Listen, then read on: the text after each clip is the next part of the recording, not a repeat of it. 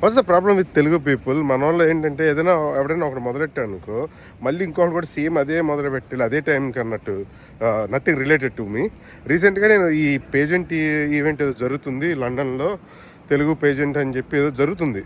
నేను చూస్తున్నాను same different నేమ్స్లో ఉంటే నేను ఏదో అనుకున్నా. ఒక ఫ్రెండ్ చెప్పింది అనమాట, ఇవి డిఫరెంట్ నేమ్స్ కాదు, డిఫరెంట్ టీమ్స్ చేస్తున్నారు అని, సిమిలర్ టైమింగ్లో. నాకు అదే అర్థమవుతుంది, అందరూ ఎందుకు ఒకేసారి చేసుకోవటం? ఒక గ్యాప్ ఇవ్వచ్చు కదా, ఇయర్లో 2 చేస్తున్నప్పుడు ఈ 6 monthsకి వస్తాయి. ఇదేమన్నా ఆల్రెడీ ఈ డీజే నైట్లును ఇంకోటి ఏంటిది కాన్సర్ట్లు ఇవన్నీ ఒకేసారి చేస్తూ ఉంటారు. సరే, ఎవరికాళ్ళు వాళ్ళ బిజినెస్ అని అనుకోవచ్చు.